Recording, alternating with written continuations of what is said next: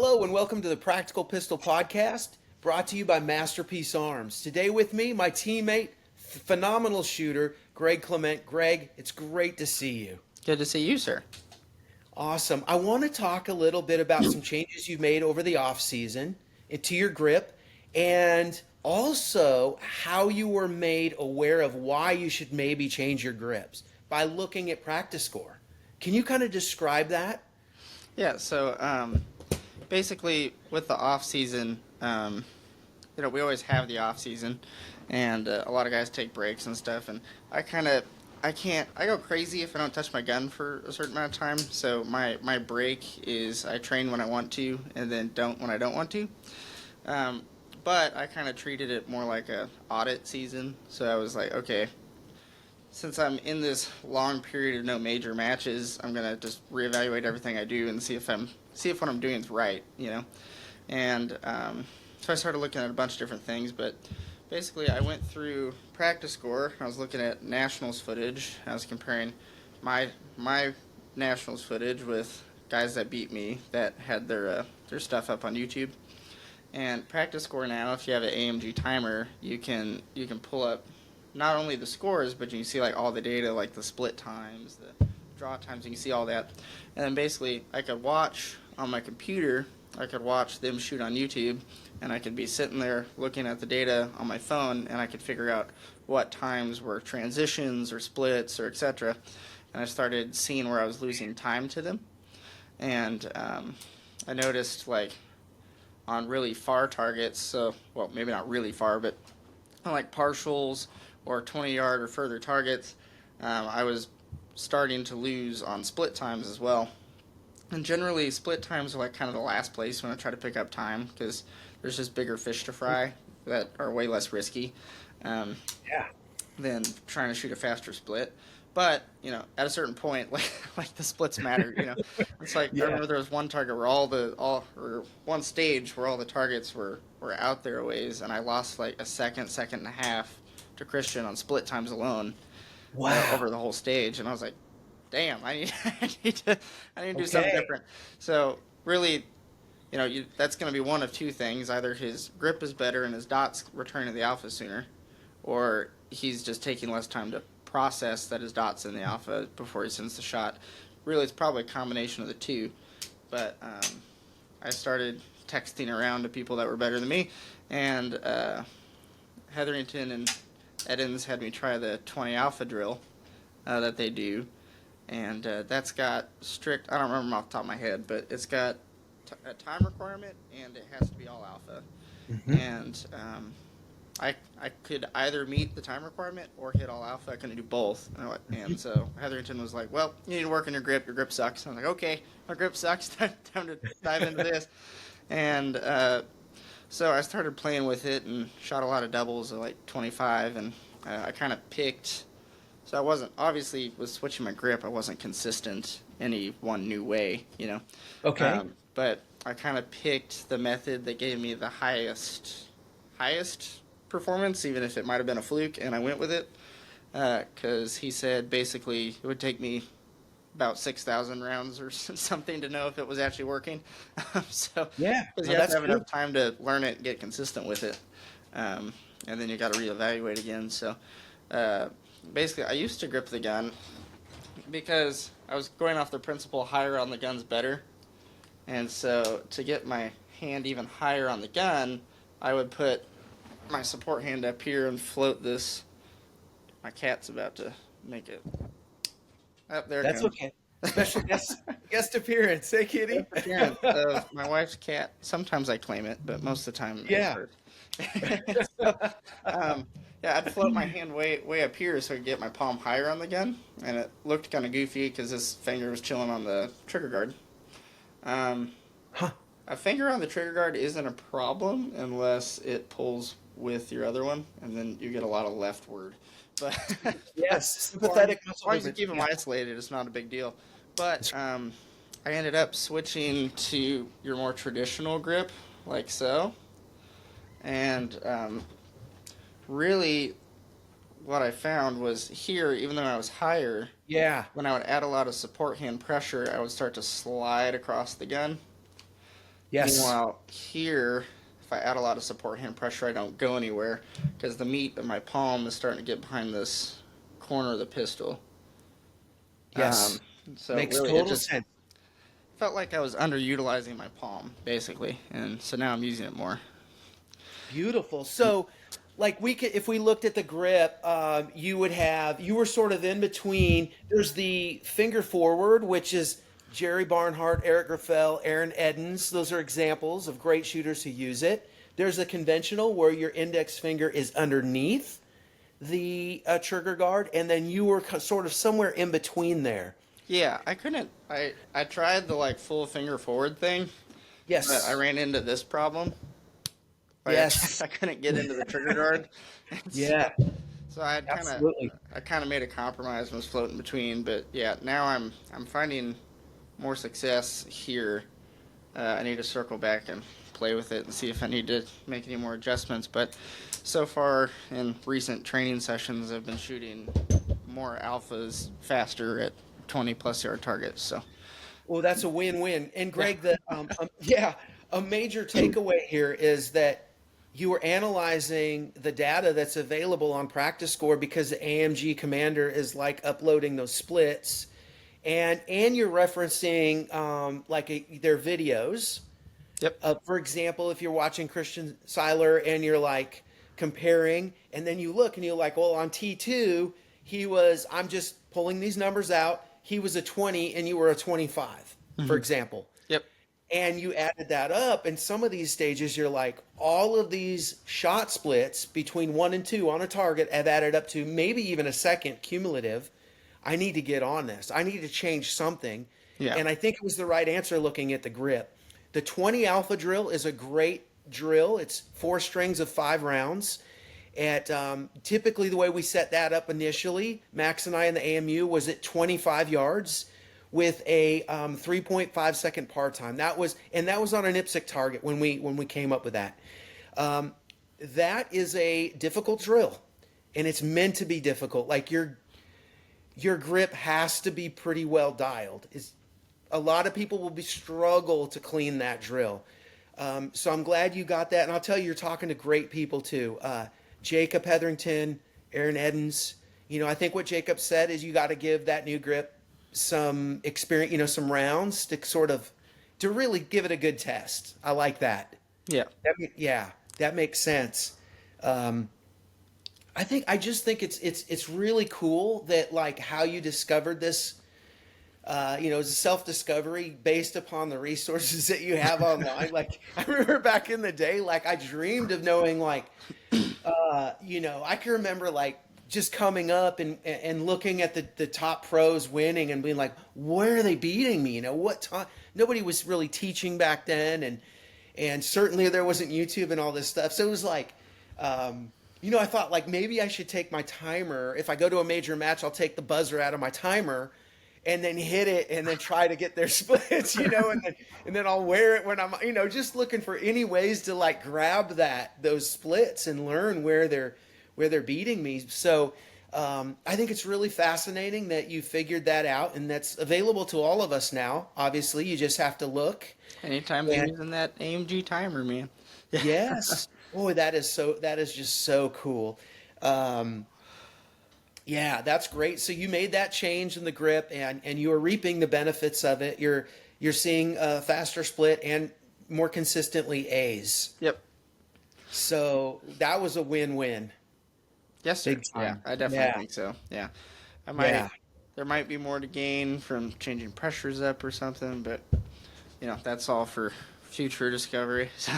Yes, yes. Is there any other changes you've made sort of in your audit, where um, you're maybe looking at other things? that's the biggest one, really. Yeah. The rest of it's kind of like okay, I'd compare something to a few other methods and be okay, I'm not seeing any appreciable difference no matter how I try to record this, and so I'm just gonna work on making it more consistent, or you know try to figure out how to shoot on the move faster, as in like move the feet faster, not necessarily speed up the shooting, stuff like that. Um, Yeah.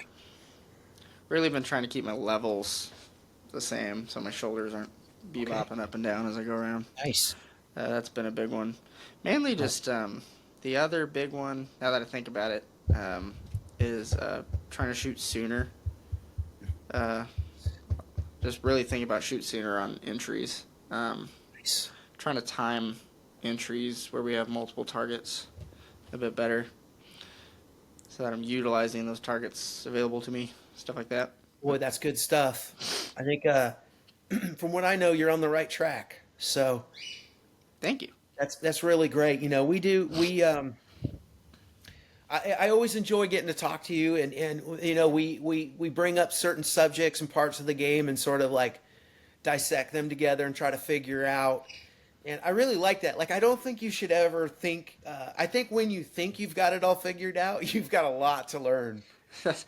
Anytime I think I've got it figured out, somebody comes along and spanks me just to prove that I don't. Yeah. Right, Like, right, well, that hurt. exactly. Yeah, okay. Exactly. You know, and really in that regard, this sport in general, there's so much to it that it keep you going and it keep you interested for probably your whole life, I imagine, Yeah, if I'm you pretty wanted it to. obsessive, so. Hey, you've got a relatively new open gun. Can you sort of go through that with me? Yeah, so our open gun hasn't changed a whole super lot, but they have made some updates, like there's stake in the comp now. But starting at the front, we've got a 3-chamber comp, and I don't know what to call these holes. You know what to call those holes? Yeah. I don't. Oh, who's just called them? Yeah, side ports. Yeah. Yeah, it's got side ports, and then my gun's dirty because it gets used, but it's got 5 popple holes, counting the one in the comp. Here's some trivia. Do you know why? Do you know why certain people, sometimes people call them popple holes? I do not know. Okay, so that came from Brazos was sponsoring Adam Popplewell, a great shooter, great open shooter, and I think eventually he went to 3-gun. He's a veterinary. Really, really, Adam was an awesome guy, and so you know, he asked for him to drill the barrel, and he called them popple holes. Well, that's where it came from. Now, those weren't the first ported barrels. Yeah. Back in the day, Schumann offered a barrel with a rib, and it had those ports. He was a rocket scientist. Rib And for so, your pleasure. yes, yes, and it had those holes in it. And then at the same time, people who weren't using Schumann barrels, you know, I can remember seeing Todd with those holes like way before they were ever called popple holes. So it's interesting to me just the way the game, you know, progresses and the equipment. But I don't know. I just wanted to. There's a little bit of trivia, but please go on. Yeah, so our slide to frame fitment's gotten a lot tighter. So this locks up real good. Yeah. We still got our slide racker. You can always move your thumb rest wherever you want. Here's a Yeah. question for you, Travis. Do you put a lot Sure. of downward pressure on this? I do not. I do not. There is. I'm definitely putting some pressure on it, but I would say I'm not putting a whole lot of. Not a whole lot. Yeah, I use it more as like an index point. Like my thumb hits it, but I'm not like smashing into the thing or anything. I like that. Absolutely an index point for a consistent grip with your sport hand. Yeah. Yes. It's like if I'm hitting this in the same place with my thumb every time, I'm probably getting my support hand on the gun in the same place every time. Oh yeah.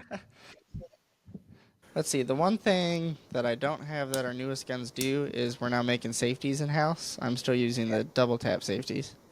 Other than that, this thing is as new as they come with our own made in house fire controls now, Awesome. or whatever you call the hammer, sear, all that stuff. Yeah, that works. You could call it an ignition kit Ignition or system. set.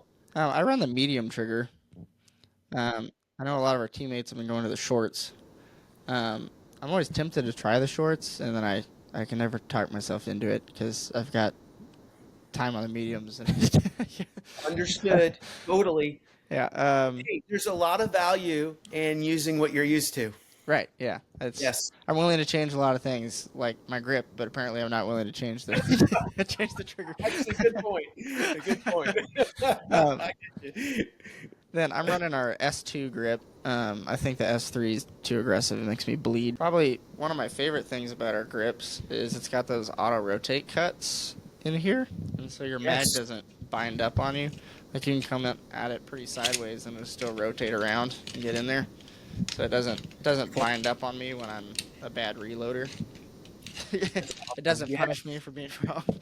Yes, absolutely. And we designed it that way so it still rotates even with independent of the magwell. Yeah. Yeah. Weren't you the one who designed that? I took some time to R&D that, and proud to say that I definitely contributed. I don't have a. There, can you kind of see those now? It's not really a good way for me to show them on the camera. Yeah, But I think you've seen it. Yeah, I yeah, like the. there's. Hey, Greg, I like the fact that you were dimpling that magwell. It tells me you're working hard in dry fire. Yeah, I'm using the. I used to use the double alpha dry mags, the plastic ones, but recently I started using the JV inserts in my Nice, those in, are awesome. in my actual mag tubes that I train with. Um, yeah, but because I'm now Excellent. using a metal tube, it does do. I do more of a number to my magwell. but Certainly. but the trade-off is I'm actually training with the weight and the feel and the mag that I use in the match. So Yes, I yeah, prefer that. I believe there's more benefit to that. I agree. Yeah, my Yeah, reloads have definitely got more consistent. Such a small change, you wouldn't think it would make that big of a difference, but it does. So. yeah, absolutely. And I mean, it's so realistic. It's exactly the feel of it. You know, the mag draw and all that is exactly how it's going to be like in a match. So I like replicating it, the real thing, as much as you can. Yep, I Uh, do too. yeah, I always felt grabbing those plastic mags just felt off. Doesn't It quite feel right. Yeah, it doesn't doesn't quite quite pull feel from the mag the same. Mag pouch the that, same. Yeah. exactly, exactly. Yeah, that's awesome. So, I kind of go between the S2 and the S3 grips sometimes. I definitely need to build up my grip for an S3. Uh, there's got to be some calluses and whatnot. Uh, You must have more yeah. callus than I do. I've got some callus, but not enough to. I feel like Yeah. I just cut my callus off with the S3. Nice. So, what are your plans for this season? Do you know yet? Do you have um, any goals or anything? oh, goals. I'm always trying to better my match performance. So, I'm really looking forward to majors kicking off again.